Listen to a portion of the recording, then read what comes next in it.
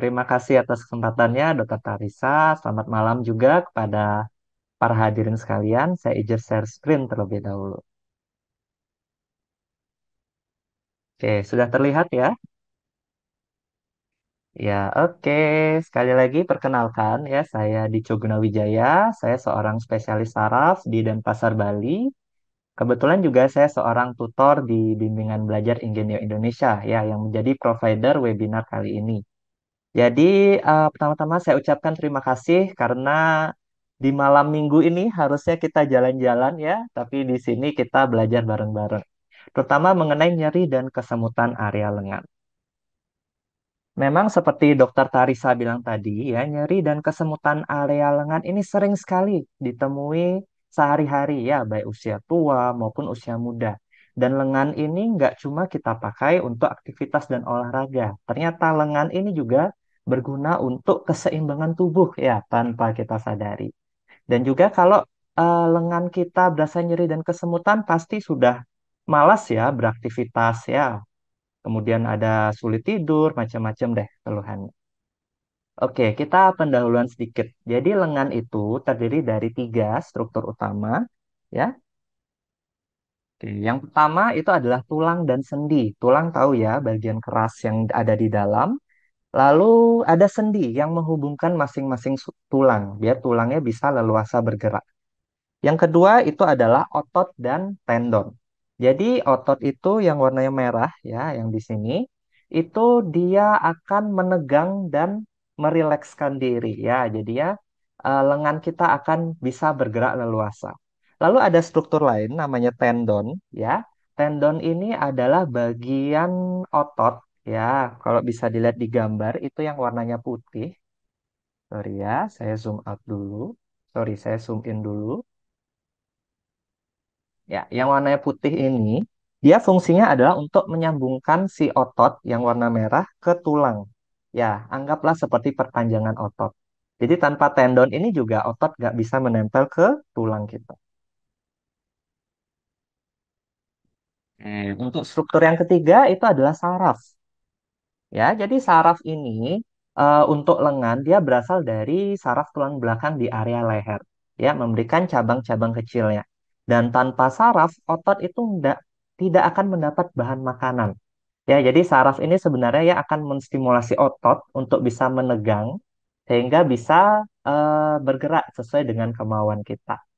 Nah, di kali ini kita akan membahas tiga regio utama pada lengan, yaitu yang pertama adalah bahu, yang ketiga siku, sorry, yang kedua siku, yang ketiga adalah pergelangan dan jari tangan. Nah, ini adalah beberapa penyebab utama dari nyeri kesemutan area lengan. Pertama adalah kegiatan yang overuse, ya, yang berlebihan. Contohnya, ya, berolahraga tapi bebannya berat sekali, seperti itu. Belum sempat pemanasan. Nah, itu kita sebut sebagai overuse. Kedua adalah kegiatan yang repetitif, berulang-ulang. Ya, contohnya itu mengetik. Mengetik kan sekilas tampak ringan, ya. Tapi kalau mengetiknya 2 jam, sorry, berjam-jam, ya. Dan itu 6 hari kerja, ya pasti jari-jari akan terasa kaku dan nyeri. Ya, kemudian vibrasi juga, ya, getaran. Ya, pekerjaan yang melibatkan getaran itu contohnya tukang bor jalan. Kebayang ya? Kemudian yang ketiga adalah posisi atau postur. Ya, posisi yang salah, apalagi dipertahankan selama berjam-jam. Contohnya adalah pada pelayan, ya, waiter. Jadi bayangkan waiter itu menopang nampan di sebelahnya ya selama berjam-jam, menumpu seperti itu, ya pasti akan menyebabkan tekanan berat pada bahunya. Kemudian bisa juga postur, ya, postur tubuh yang kurang baik.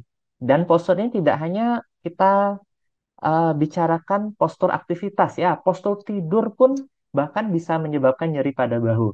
Contohnya tidurnya menyamping seperti itu ya. Kemudian yang keempat adalah trauma fisik. Ya, trauma fisik contohnya habis kecelakaan atau terjatuh dengan posisi lengan menumpu. Ya, kemudian yang kelima itu adalah penuaan. Ya, penuaan di mana-mana pasti akan membuat struktur tubuh kita itu lebih lemah dibandingkan orang yang normal-normal saja. Jadi kalau penuaan ini cenderung akan menyebabkan tulang lebih cepat mengapur, ya, otot lebih cepat lemah, dan lain-lain. Kemudian ada juga penyakit seperti diabetes, ya. Jadi diabetes itu menyebabkan gangguan saraf halus. Kemudian pasca stroke, ya. Jadi setelah stroke otot-otot cenderung akan lebih kaku dibandingkan otot normal. Nah, yang keenam ini penting sekali ya, tapi sering kita skip, ya, kita abaikan. Itu adalah psikis. Ya, jadi pada orang-orang yang cepat cemas ya atau istilahnya sekarang overthinking atau orang depresi itu nyeri dan kesemutan pasti akan lebih mudah muncul. Selanjutnya adalah merokok. Nah, merokok ini kita nggak hanya terbatas pada nyeri kesemutan aja ya, tapi semua penyakit itu bisa disebabkan oleh merokok. Nah, ini adalah keenam faktor utama yang menyebabkan nyeri dan kesemutan area lengan. Oke, kita mulai dari area bahu terlebih dahulu. Oke, kalau bahu kita membahas satu jenis penyakit aja. Kita sebut sebagai sindrom rotator cuff. Jadi di bahu itu ada struktur otot dan tendon rotator cuff. Ya, sebanyak empat otot. Ya, kemudian di sana juga ada sendi glenohumeral. Ya, jadi sendi itu adalah yang menghubungkan antara tulang lengan atas kita, ya, yang ini, dengan tulang belikat. Tulang belikat ini tulang yang terlihat seperti sayap ya, ada di punggung atas kita. Mungkin hadirin bisa raba sendiri. Nah, di antara dua tulang ini dihubungkan oleh suatu sendi. Ya, sendinya itu seperti mangkok dan bola. Ya, jadi dia bisa berputar dengan leluasa. Nah, sendi ini digerakkan oleh empat otot tadi, ya, sehingga memungkinkan kita untuk menggerakkan bahu sesuka kita. Ya, entah ke belakang, sorry, ke depan, ke belakang, ke samping ya, putar dalam dan putar luar. Nah, kalau ada salah satu dari struktur ini ya, entah otot, tendon atau sendi itu terganggu, ya, itu yang kita sebut sebagai rotator cuff syndrome. Ya. Jadi rotator cuff syndrome ini ya, pasien tidak hanya mengalami nyeri dan kaku, ya, tapi sering juga terbatas aktivitasnya ya karena nyeri dan kaku itu. Dan hal ini tidak boleh kita biarkan terlalu lama. Ya, Kak. Kalau terlalu lama, otot itu bisa robek. Ya, robek kemudian mengapur dan pada akhirnya muncul kelemahan. Ya, jadi bahu tidak bisa digerakkan sama sekali. Beberapa aktivitas yang bisa menimbulkan rotator cuff syndrome, ya, nyeri area bahu, itu yang pertama adalah memikul berat. Ya, contohnya, biasanya kalau pasien-pasien saya yang rotator cuff syndrome, dia itu biasa mengangkat beban berat, terutama memikul, ya, di bahu. Contohnya ngangkat galon atau kuli angkut di pasar, yang ngangkut-ngangkut beras. Kemudian yang kedua adalah olahraga yang overhead. Ya, olahraga yang menggunakan bahu banyak gitu ya. Contohnya adalah lempar lembing atau main basket. Ya, ini bukan berarti nggak boleh olahraga, bukan ya. Ini adalah olahraga yang berlebihan dan tidak didahului oleh pemanasan yang tepat sebelumnya. Kemudian yang ketiga, ya, yang mungkin tidak kita sadari, ini adalah menyetir lama. Ya, jadi sering sekali saya kedapatan pasien itu nyeri bahu habis mudik. Ya, pulang mudik dari Jawa ke Bali, nyeri bahu. Kenapa? Karena menyetir ya dalam jangka waktu yang lama. Bayangkan ya, menyetir, megang kemudi, dan tanpa sengaja juga kita akan bahu itu menopang beban tubuh kita ke arah depan. Seperti itu ya. Jadi balik-balik dari menyetir langsung nyeri bahu. Nah, ini untuk pemeriksaannya ya, terutama pada hadirin yang dari kalangan medis. Ini ada banyak pemeriksaan untuk sindrom rotator cuff ya. Cuma saya contohkan yang paling sederhana aja. Ya, pertama adalah tes NIR ya. Jadi tes NIR kita minta pasien untuk membuat jempol seperti ini ya, siku dalam kondisi lurus ke depan, lalu kita putar ke bawah. Ya, setelah putar ke bawah, naikkan bahunya ke atas. Seperti ini. Ya, nggak kelihatan. Nah, itu positif kalau ada nyeri di area bahu, ya, di sini. Lalu ada pemeriksaan MT Can, ya, MT Can ini bisa dilihat di gambar. Kita minta pasien untuk meluruskan tangan ke depan, ya. agak berbelok 60 derajat ke samping. Lalu minta ke atas, ya arahkan ke atas, sedangkan tangan kita sebagai dokter, yaitu tekan ke bawah, berikan tahanan. Positif apabila ada nyeri bahu. Oke, itu untuk area bahu. Sekarang kita loncat ke siku, ya. Kalau di siku ini ada dua yang harus kita tahu. Yang pertama adalah epikondilitis, ya. Jadi siku itu gerakannya cuma dua, ya, yaitu fleksi dan ekstensi. Ya, alias menekuk siku dan meluruskan siku. Nah, untuk gerakan ini diperlukan koordinasi antara otot lengan atas dan otot lengan bawah. Ya, jadi pada epikondilitis yang terjadi adalah robekan pada tendon di otot lengan bawah. Ya, jadi di otot lengan bawah, kalau terlalu banyak gerakin siku, dia bisa robek. Ya, nah untuk epikondilitis ini kita bagi menjadi dua. Yang pertama adalah epikondilitis lateral, ya, atau kita sebut tennis elbow, itu melibatkan siku bagian luar. Ya, siku bagian luar itu setara dengan jempol. Ya, kemudian ada epikondilitis medial, kita sebut sebagai golfer elbow. Itu di siku bagian dalam, ya, lurusan dari kelingking. Nah, epikondilitis ini pasien akan mengeluhkan nyeri siku, ya. Nyeri sikunya itu bisa di sisi luar maupun sisi dalam. Dan dia biasanya menjalar ke lengan bawah. Oke. Dapat disertai dengan bengkak atau tidak. Nah, nyeri siku ini juga jangan diabaikan. Kalau dia kronis, ya bisa menimbulkan kelemahan.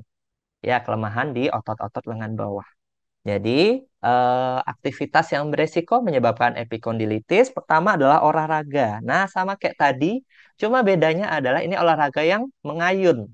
Contohnya adalah main tenis, badminton, pingpong, atau main golf. Nah, ya, tapi ini olahraganya yang versi berlebihan dan tidak melakukan pemanasan dengan tepat. Yang kedua adalah mengangkat barang, contohnya adalah waiter tadi, ya, menopang nampan dengan siku dalam jangka waktu yang lama. Kemudian yang ketiga, mungkin ini hadirin yang politikus di sini adakah? Kalau terlalu sering berjabat tangan ternyata bisa menyebabkan epikondilitis. Ya, oke, ini adalah beberapa pemeriksaannya, ya. Mungkin saya jelaskan satu-satu aja masing-masing. Untuk epikondilitis lateral, kita juga sebut dengan tenis elbow.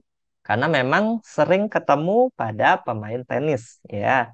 Jadi, pertama kita lakukan tes Mill ini, ya. Jadi, posisikan pasien, sikunya menekuk seperti pada gambar, ya. Kemudian pergelangan tangan arahkan ke arah bawah, ya. Setelah itu kita luruskan sikunya, ya, dengan panduan tangan kita. Untuk pergelangan tangan tetap posisinya. Positif apabila ada nyeri di area siku. Oke, yang kedua adalah untuk medial epikondilitis, ya. Itu kita sebut sebagai golfer elbow dan ini memang sering sekali ditemukan pada pemain golf. Jadi ada pemeriksaan valgus stress namanya, ya. Posisikan tangan itu, siku dalam kondisi sedikit lurus, ya, lurus tapi nggak terlalu maksimal. Lalu pegang seperti ini sikunya. Kemudian kita sebagai dokter tarik ke arah luar, ya, tarik ke arah samping. Itu positif apabila ada nyeri di area siku ini.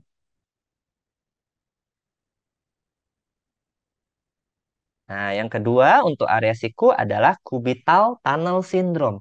Ya, mungkin para hadirin pernah kebentur nggak sikunya? Ya, kebentur dengan keras, lalu nyerilah siku itu dan muncul kesemutan sampai ke kelingking. Nah, kemungkinan itu adalah kena nervus ulnaris namanya, ya, saraf ulnaris. Jadi saraf ulnaris ini adalah salah satu saraf yang besar di tangan kita, ya, membentang dari ketiak hingga ke ujung jari. Namun di area siku, ya, dia itu letaknya dekat sekali dengan permukaan. Ya, sehingga dia rentan terhadap tarikan dan tekanan. Nah, di siku itu dia melewati suatu jembatan. Ya, kita sebut sebagai ligamentum Osborn. Jadi ligamentum Osborn ini bisa banget dia dalam tanda kutip seperti runtuh, ya. Jadi bayangkan jembatan itu runtuh pasti akan menekan saraf ulnaris yang ada di bawahnya. Ya, beberapa hal yang bisa menyebabkan jembatan ini runtuh, ya, ligamennya menjepit, itu olahraga, ya, sama seperti tadi olahraga mengayun, atau menopang dengan siku, ya, dalam jangka waktu yang lama loh, ya, bukan 5 menit langsung kesemutan, enggak, ya. Nah, jadi pasiennya akan mengeluhkan tidak hanya nyeri siku sisi dalam, namun yang khas adalah kesemutan. Ya, kesemutan yang menjalar hingga jari ke 4,5 dan 5. Ah, maksudnya gimana? Jadi setengah jari manis dan kelingking. Seperti itu. Ya, dan berhubung ini kita bicara mengenai saraf yang kejepit. Ya, jadi sering sekali dia kumat di pagi hari. Ya, karena pada saat tidur kita kan nggak bisa mengatur posisi tubuh kita ya, siku nekuk sana nekuk sini. Jadi kalau pasien dengan kubital tunnel syndrome ya, umumnya sering sekali kumat juga di pagi hari. Oke. Dan untuk kubital tunnel syndrome ini bisa sembuh spontan hadirin sekalian kalau dia onsetnya kurang dari 2 minggu. Ya. Tapi kalau sudah menahun, ya berminggu-minggu, berbulan-bulan, itu bisa menyebabkan kelemahan pada saat menggenggam. Ya, walaupun jepitannya di siku, tapi keluhan kelemahannya justru di jari-jari tangan kita. Oke, seperti ini. Ya. Nah, ini adalah pemeriksaan, ya pemeriksaan untuk cubital tunnel syndrome. Yang pertama adalah tes Tinel. Jadi digetok di sini ya dengan palu refleks ya, mungkin teman-teman medis punya. Positif apabila ada nyeri yang menjalar ya, menjalar di jari 4,5 tadi ya, 4,5 sampai jari 5. Nah, untuk dua gambar di sebelahnya, ini adalah apabila kubital tunnelnya sudah dalam kondisi kronis ya, sudah dalam kondisi menahun.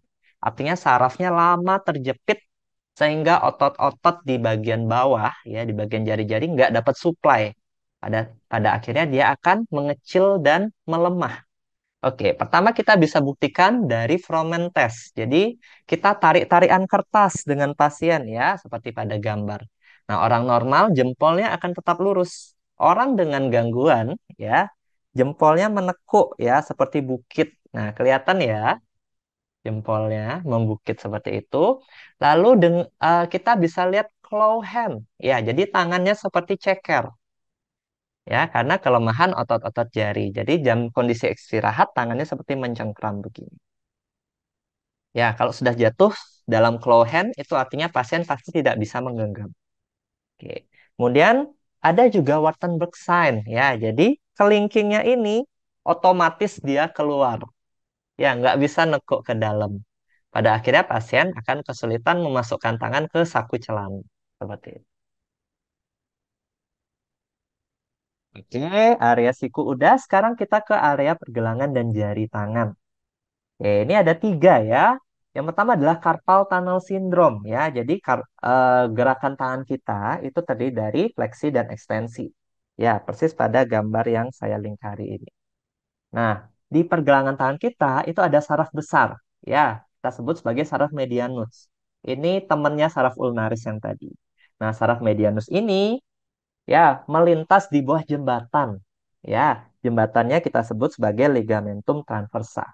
Jadi, kalau ada aktivitas yang melibatkan pergelangan tangan secara repetitif, itu bisa menyebabkan jembatan ini runtuh. Ya, ligamennya pada akhirnya akan menjepit saraf. Contohnya contohnya adalah pekerjaan chef. Ya, bayangkan motong-motong ya, motong-motong banyak. Kemudian kalau sering touring, nah ini mungkin para hadirin ya yang suka keliling-keliling naik moge atau naik Vespa ya berkilo-kilo, mungkin merasakan nyeri pergelangan tangan dan kesemutan. Nah, kemungkinan itu adalah carpal tunnel syndrome. Atau mungkin ibu-ibu yang biasa mengucek cucian seperti itu. Ya. Jadi untuk keluhannya itu nggak cuma nyeri pergelangan aja di sisi tengah di sini ya, namun ada juga kesemutan yang menjalar dari jari 1 sampai jari 4,5.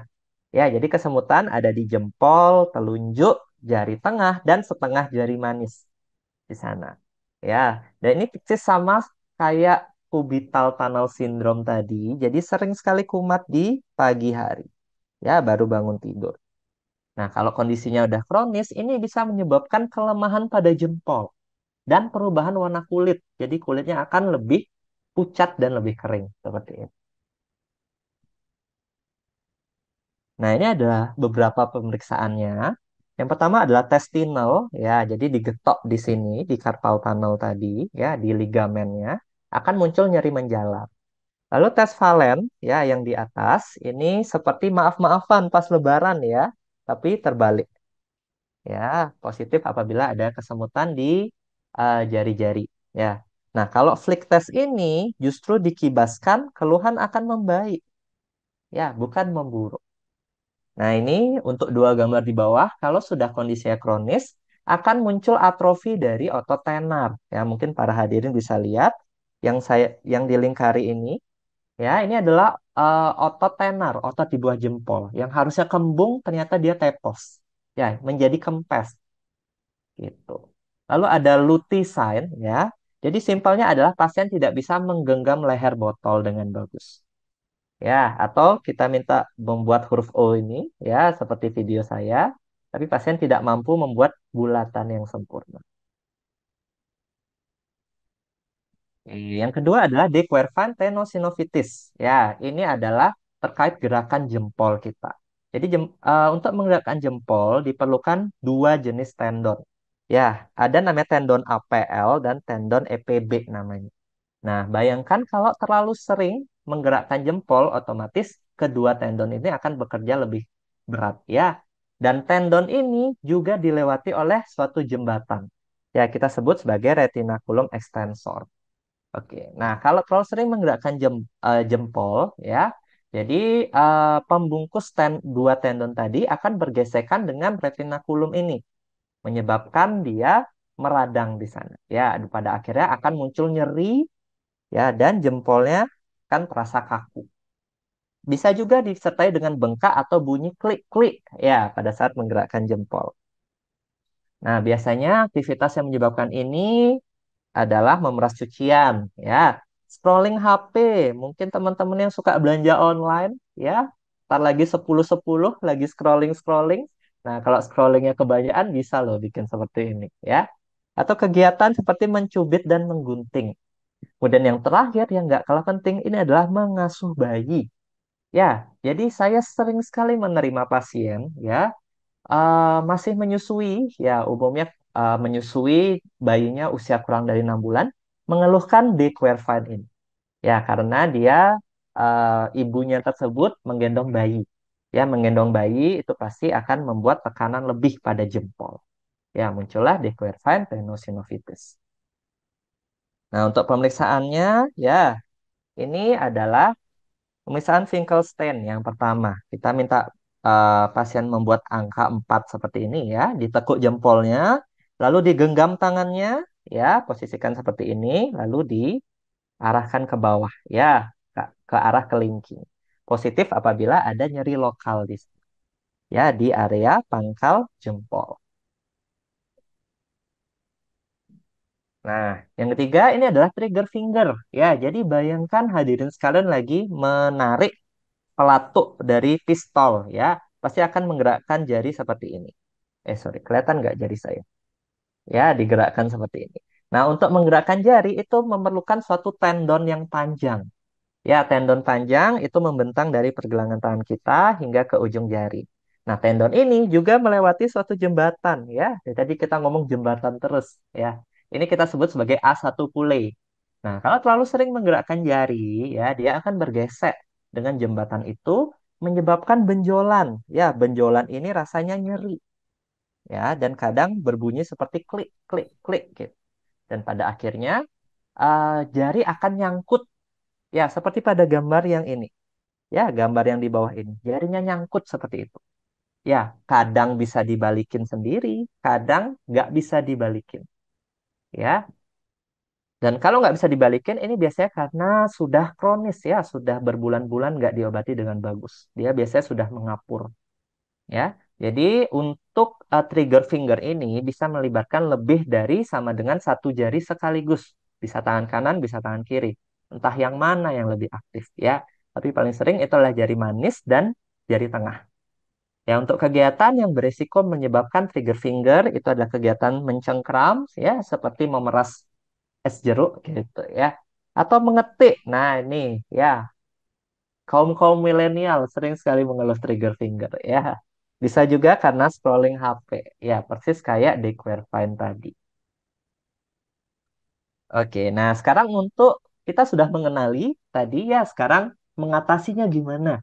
Ya, jadi untuk mengatasinya saya bagi menjadi tiga ya. Pertama, apa yang bisa kita lakukan di rumah, apa yang bisa kita lakukan di vaskes satu, lalu apa yang bisa kita lakukan di vaskes 2. Tapi saya fokus di dua ini aja ya. Karena untuk vaskes 2 ini biasanya untuk yang spesialis ya. Kasih saya aja yang pusing. Ya, hadirin kerjakan yang di rumah dan di vaskes satu aja. Yang pertama, untuk di rumah ya pasti istirahat ya. Kalau nyeri kesemutan yang muncul, wajib sekali istirahat. Ya, kalau bisa istirahatnya full 24 jam. Nah, andai kata hadirin sekalian, ya, nyeri, kesemutan, tapi masih harus bekerja nih. Ya udah, kurangi intensitas pekerjaannya. Ya, kurangi frekuensinya. Ya, bukan berarti, aku mau resign, biar nggak nyeri kesemutan. Jangan, ya. Kemudian hindari juga pencetus yang hadirin kira sebagai penyebab untuk nyeri dan kesemutannya. Nah, bisa juga diberikan analgetik sederhana ya, obat nyeri. Nah, obat nyeri yang umumnya tersedia di toko-toko ya, tidak perlu resep dokter, itu biasanya kandungannya ada parastamolnya. Ya, sediaannya ada yang 500, ada yang 650. Nah, kalau sediaannya 500, hadirin langsung minum 2 tablet. Ya, kalau sediaannya 650 cukup 1 tablet. Dan ini wajib diminum bila nyeri saja. Ya, untuk menghindari resiko ketergantungan terhadap obat. Untuk parastamol maksimal 4.000 miligram per hari ya. Nanti silakan hadirin hitung sendiri berapa keperluannya per hari ya, tergantung sediaan obatnya. Lalu bisa juga dioleskan krim ya, minyak atau koyo ya yang sifatnya hangat atau yang sifatnya dingin, bebas. Yang kedua, yang keempat ini adalah kompres ya. Untuk kompres dingin itu dikerjakan apabila nyerinya kurang dari 3 hari. Ya, nanti kalau andai kata nyeri, kompres dingin itu belum bisa menghilangkan nyeri, bisa diganti dengan kompres hangat. Ya, durasi pemberiannya kurang lebih 20 menit, ya dapat diulang setiap 2 jam.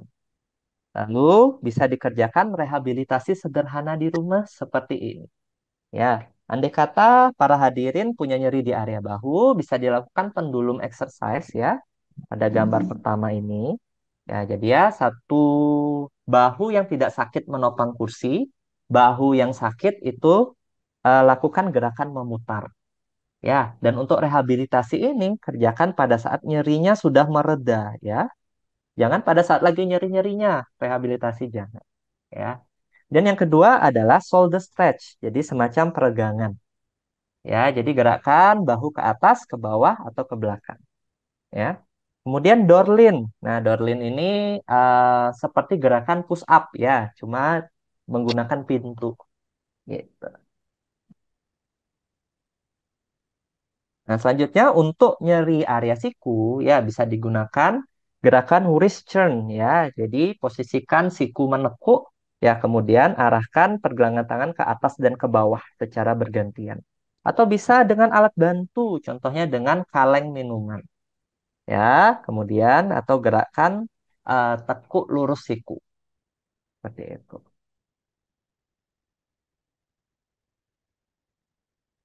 Ya. Selanjutnya adalah untuk pergelangan jari, ya, bisa dilakukan dengan cara menaruh sapu tangan di bawah pergelangan tangan kita, ya. Lalu lakukan gerakan seperti meremas, ya, meremas. Tapi jari-jari nggak usah mencengkram gitu, enggak. Ya, cukup dikatupkan saja. Kemudian ini adalah gerakan menggenggam, mengepal, ya. Kemudian gerakan menggerak-gerakkan jempol seperti ini. Ya. Kemudian bisa juga dengan hand lift ya. Jadi di ujung meja dengan bantalan sapu tangan yang tadi, gerakan seperti naik turun gini. Ya, atau gerakan melambai di pada gambar yang di bawah. Oke, selanjutnya ini adalah untuk hadirin yang dari medis ya di fase ke 1. Yang bisa dilakukan adalah yang pertama adalah analgetik lanjutan. Ya, jadi bisa kita berikan golongan NSAID, contohnya mefenamat, diklofenak, meloxicam dan lain-lain ya. Tapi harus perhatikan juga apabila pasien punya riwayat alergi ya. Kemudian pasien dengan dispepsia berat itu berikan juga obat pelindung lambung ya, golongannya bebas.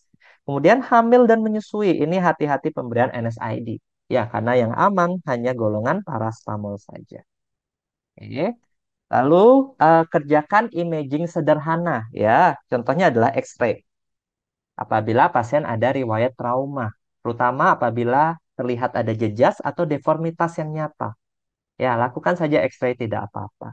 Lalu kerjakan lab sederhana. Yang pertama adalah GDS ya, untuk mengeksklusi adanya diabetes mellitus yang juga sering menyebabkan kesemutan pada area lengan. Lalu asam urat. Ya, asam urat ini sering menyebabkan nyeri-nyeri di sendi kecil. Ya, jadi bisa berbalapan dengan gejala trigger finger seperti itu. Kemudian bisa juga kita minta pasien untuk memasang splint, ya. Jadi splint itu seperti ini, dia fungsinya adalah untuk memegang sendi, ya, supaya posisinya tetap netral. Ya, splint ini idealnya kita pakai selama 24 jam, ya, dilepas hanya pada saat mandi, ya, atau basah-basahan. Pas tidur tetap dipakai, ya, karena kita nggak tahu posisi tidur kita, ya, takutnya akan memperparah nyeri dan kesemutan yang sudah ada. Dan ini biasanya dipakai hingga 3 bulan. Ya, ini adalah contoh untuk splint bahu. Ya, lalu ada splint siku. Splint siku ini ada yang separuh, ada yang full. Ya, lalu ada splint pergelangan. Jadi splint pergelangan ini seperti sarung tangan tapi separuh. Ya, dan di sini ada plat besinya. Ya, nah ini adalah splint untuk keluhan carpal tunnel syndrome. Ya, jadi besi ini fungsinya adalah untuk memegang pergelangan tangan supaya bergerak tidak terlalu banyak. Ya. Lalu ada splint jari. Ya, splint jari contohnya yang ini. Ya, ini adalah untuk dequerfine. Ya, jadi besinya itu memegang di pangkal jempol. Lalu yang di sebelahnya ini adalah splint untuk trigger finger. Ya. Nah, untuk trigger finger ini mungkin agak sulit ya masang splintnya, apalagi untuk kegiatan harian. Jadi kadang saya meminta pasien, ya, itu pada saat tidur aja sih ya ini, bisa dibungkus tangannya dengan handuk tebal. Ya, jadi posisi tangan netral seperti ini, cukup dibungkus handuk tebal, lalu tinggal tidur. Ya, jadi itu melindungi pada saat tidur. Seperti itu. Khusus untuk kasus trigger finger. Nah, ini adalah penanganan di Vaskes 2 ya untuk dokter spesialis. Jadi kalau NSAID tadi tidak mempan, bisa diberikan analgetik lanjutan ya. Contohnya adalah golongan opiat ya, atau kalau pasien dengan kesemutan ya atau nyeri kronis kita berikan analgetik yang adjuvan. Kemudian dalam beberapa kasus bisa dikerjakan tindakan intervensi ya, jadi para hadirin mungkin dari kalangan awam, jadi ini bisa disuntik. Ya, disuntiknya macam-macam, ya bisa golongan anti radang dan lain-lain. Lalu ada rehabilitasi lanjutan, umumnya di sini kita bekerja sama dengan fisioterapi. Kemudian bedah ini sesuai dengan indikasi ya, tidak semua perlu dibuka ya. Kemudian imaging lanjutan, contohnya USG, MRI ya, pada kasus-kasus kompleks dan lab lanjutan. Lab lanjutan ini contohnya adalah pemeriksaan untuk autoimun ya. Oke, sekian pemaparan materi dari saya mengenai nyeri dan kesemutan pada lengan. Terima kasih atas perhatiannya. Mohon maaf apabila masih ada yang kurang. Acara saya kembalikan ke Dokter Tarisa. Silahkan, dokter. Baik, terima kasih banyak Dr. Nico sudah memberikan materi ya, sudah memberikan insight yang banyak sekali kepada kita tentang bagaimana sih nyeri lengan. Ternyata sih nyeri lengan itu banyak jenisnya, mulai dari bahu, siku, sampai pergelangan tangan ya dok ya. Dan kebiasaan-kebiasaan kita itu sering kali itu menyebabkan keluhan yang kita alami. Sampai hal-hal yang seperti menjabat tangan yang terlalu sering gitu ya, bisa menyebabkan keluhan pada siku kita. Oke. Nah, untuk saat ini saya akan buka sesi tanya jawab pada teman-teman. Kepada partisipan yang memiliki pertanyaan, ya, bisa langsung saja di drop pertanyaannya di kolom komentar. Oke, apakah sudah ada yang ingin bertanya-tanya yang masih ada penasaran nih tentang nyari lengan? bisa langsung ditanyakan kepada Dokter Dijo. Oke, sambil menunggu rekan-rekan untuk bertanya nih dok, mungkin bolehkah awal saya sedikit bertanya? Oke.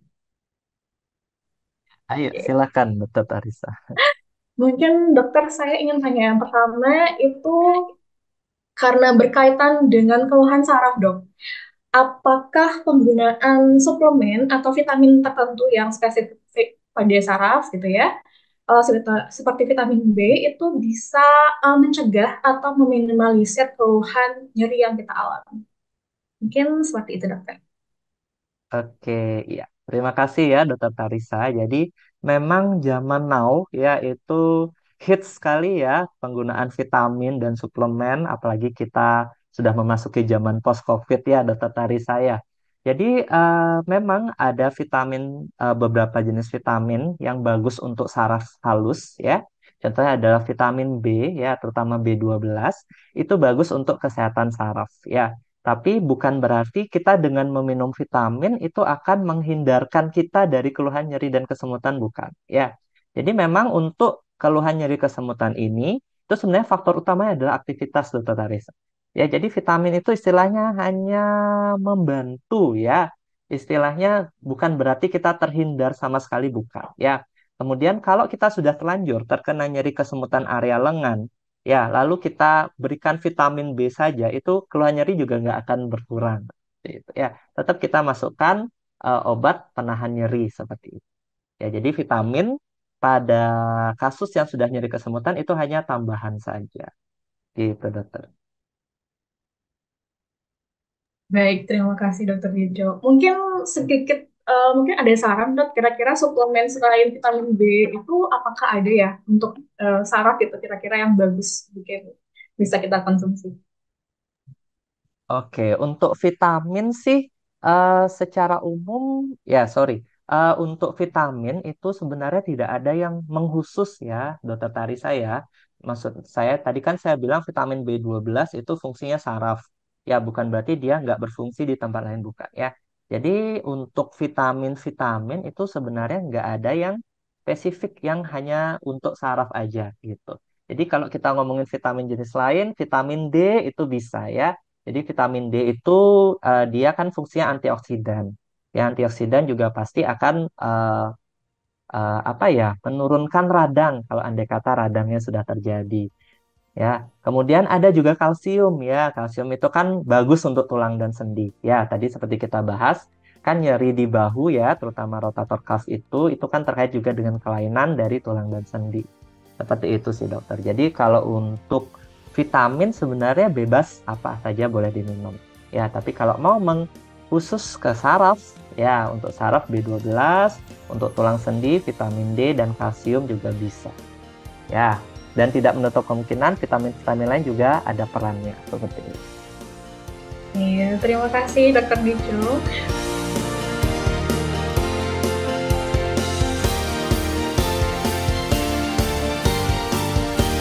Engineer, the gold standard of medical learning.